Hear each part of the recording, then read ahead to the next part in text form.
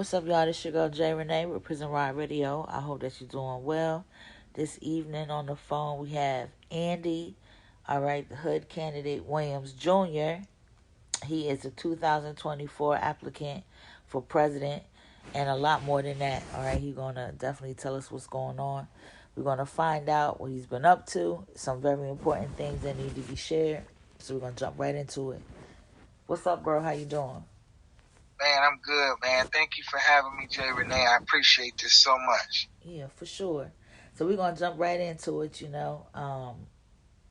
Thanks for coming, 100%. I know introducing you as the 2024 applicant for president definitely got some attention. Tell us what that's about. So we know it as campaigning for president. That's what we've been, taught and told. Mm-hmm. But what I realize is that you applying for a job, and the people just get to see if you qualify to represent them. And so since it's turned into more of a popularity contest about these false promises about what people going to do if you elect them, I'm saying, look, I'm just an applicant, and here's my resume. Here's my background. And the platform I'm only running on is to abolish legalized slavery in all forms. And the first one is taxes. Taxes is a form of involuntary servitude, because we're going to work, and then the government is taking the money out of our paychecks, and we ain't even running no business. So that's slavery. That's like you're on a plantation. You got to work, 10, 12 hours, and they taking your profit. So that's one of the ways that, I'm not even campaigning. I'm saying this is the platform. We're going to abolish legalized slavery in the form of involuntary servitude, which is taxes.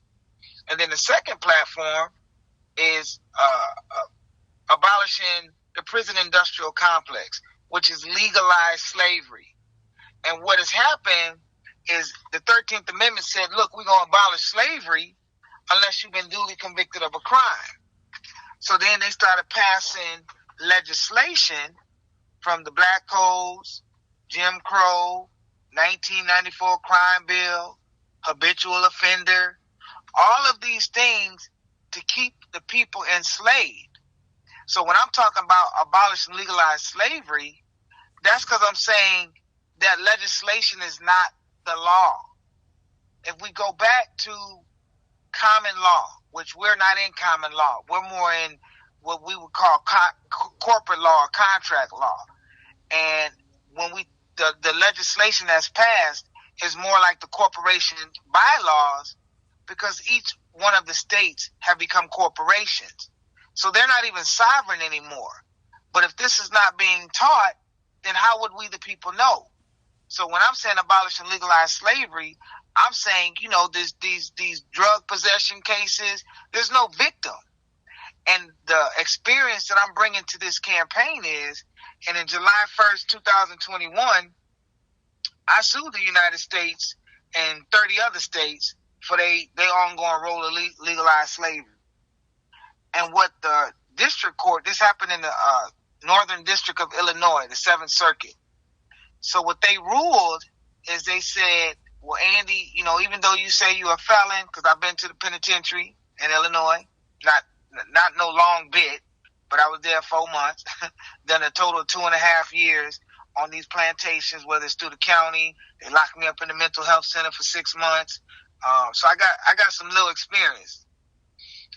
But what they said, even though you're a felon, you don't have the right to advocate on behalf of the people, because you're not facing prison today, which we know if you've been labeled or identified as a black person or a person of color, and they put one of these numbers on you, we're always facing some form of oppression, which is legalized slavery.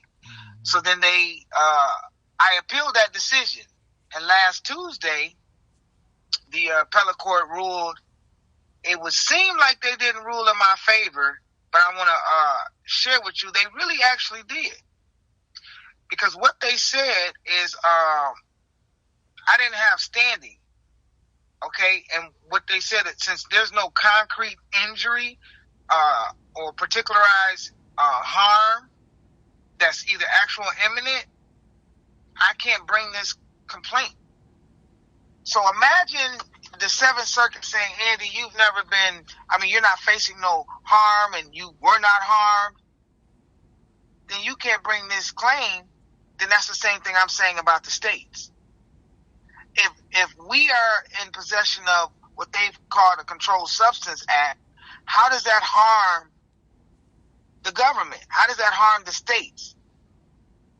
It harms them because they're not making a profit off of it. That's why they legalize cannabis now, which we argue about that too, that cannabis is a plant, and that's what farmers do, and now you can't criminalize or legalize a plant that's grown in your own backyard or in your house. So what the United States has done as a corporation is pass this legislation to keep the people locked up. Because if you don't know, it's a big business, $1 trillion industry going on, from the administrative hearing officers disguised as judges. And to clarify, legislation is not law, so you're not a judge. You're ruling over an administrative proceeding. That's what legislation is. It's an administrative proceeding. It's a statute, it's a code, it's an ordinance. So again, to stay on track, that's the second point. And then the third point, when I talk about legalized slavery, is human trafficking. So what we're doing is warehousing people, which is through slavery, whether it's through ICE, whether it's through the prison industrial complex, whether it's through traffic stops, child support, all that's human trafficking, because it's people being warehoused through an assembly line over and over again. And when I talk about how I, brought this claim against the United States and 30 states, it's because my brother Max Parthis, the first time I ran for president, let me back up. The first time I ran for president, I went down to South Carolina, and through some connections through James Tate and their sister Lulu, I was introduced to Max Parthis and their abolitionist slavery, national network, their whole group. And he began to mentor me, like teach me, what the research I was doing, and then showed me all the states and what the constitutions they had in those states. And that's why I took that information from him and filed the suit. And so when we talk about the candidate that's applying for this position, I'm the brother that has the actual experience. And I'm not saying, if you vote for me, this is what I'm doing. I'm saying, look at my qualifications. I sued the Aurora, Illinois Police Department and declared that they evolved from slave patrols and slave catchers. They said the same thing. You don't have standing. But yet and still, I've been fighting a traffic ticket for 4 years. That was a, profile stop. And I'm tying that slave patrol into that. That's what you keep doing. You targeting certain neighborhoods. And that's what the slave patrols and the slave catchers did. And so I filed a claim against the mayor.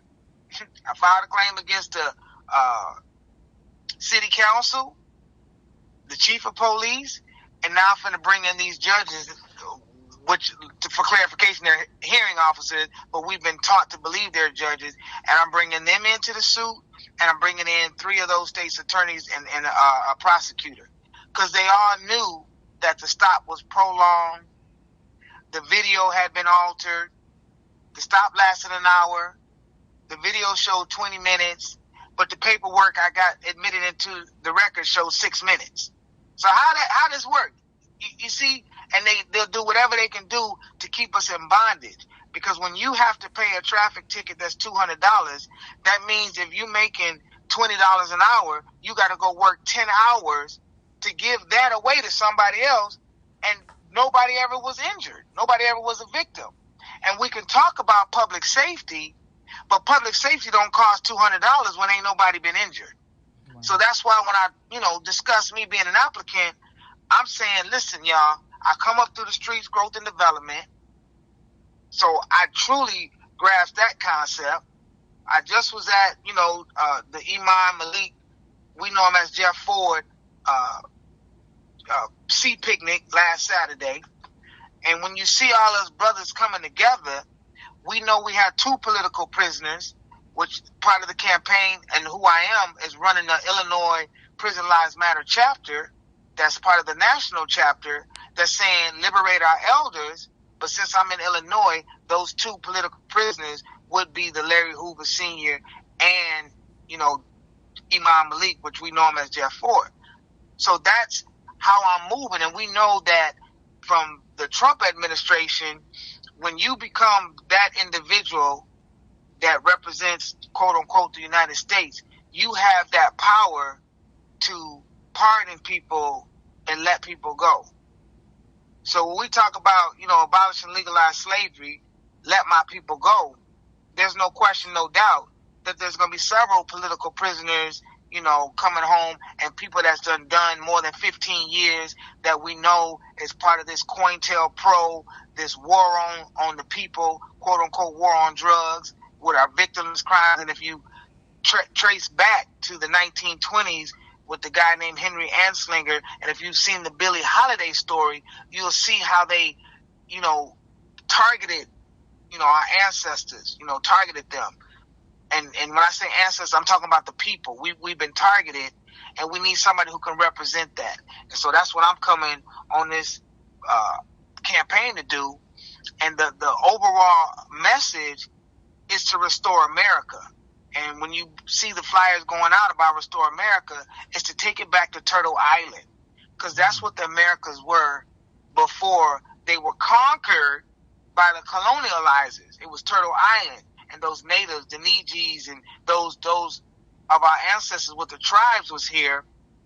And when we talk about the public safety, well, the tribes believed in restorative justice, meaning when somebody was committed an infraction against one of the other tribes or one of the members of the tribes, the whole village suffered. It wasn't some vengeance, let me punish you, give you 100 years. It was like, where did we go wrong as a village? And this colonialized system does not understand that, because there's a spirit of fear that would never want us to rise back up to be who we were originally. And we can never be savages. That's not in our DNA. We're not savages. And so when you see this, what they label as black on black crime, that's a form of self-hate, because we're not familiar with knowing ourselves. As Marcus Garvey would speak about, man, know thyself. And that's what, and we're conscious. The consciousness is waking up all over. So I'm not saying that all of the people are not conscious. I'm saying we have to come in and start rescuing our prisoners of war, our POWs, because what the United States of America has done is legalize slavery through legislation, and that's what's kept our people locked up. For sure it has. So tell us more about Prison Lives Matter, because that goes right into that. Prison Lives Matter is saying Prison Lives Matter is a united front, a coalition to abolish legalized slavery. So that's what it is. And I learned about that from the suit that I had filed. I sent it to Brother Kwame and Shaka Shakur, not even knowing them. And if you see the suit, it talks about the Aboriginal and Indigenous. It doesn't discuss black and white, because we're not crayon colors. I mean, for real, we come from tribes. We have nationalities. It's a form SF-181, and then it say like all the other nationalities. It will say that, hey, here's your nationality, but then it'll be called black. The black nationality. Black. Where's black a nationality? It doesn't exist. So it's just saying. The system doesn't know who we are, but we do. And when I talk about Prison Lives Matter, I'm talking about the physical, mental, and spiritual, freedom. So it's more than just the physical. We have to be mentally and spiritually free for this Prison Lives Matter movement to work, because the people disguised as judges, these people who took a profession as a police officer, these prosecutors, they're in prison too. They're in prison too, because they believe what they're doing is right, and that's a form of bondage. And that's where, our state, our Illinois Prison Lives Matter is bringing that to the whole forefront, because I'm in tune with suing judges and prosecutors. Right. I mean, there's still an accountability. I'm not saying, I'm turning the other cheek, like, what you did, I'm just saying forgive you. That's not my move. My move is saying, you know what, when we stood before you and you made decisions, you locked us up. So I want the same accountability that has happened there. The difference is we're not doing it in a vengeance standpoint. We're doing it in the rehabilitative standpoint to see if you learn from the error of your ways. Now you get to go to the restorative justice, facility, like model, like after Norway and North Dakota, where it's more about, rehabilitation and correcting your mindset and not a form of vengeance and punishment. I don't believe in, me personally, I don't believe in an eye for an eye. But I believe if you're going to try to poke my eye out, I'm going to poke your eye out first. That's what I'm going to do. Okay, that's fair. That sounds fair enough to me, if you want to be honest. All right, tell the people how they can connect with you and follow what you're doing.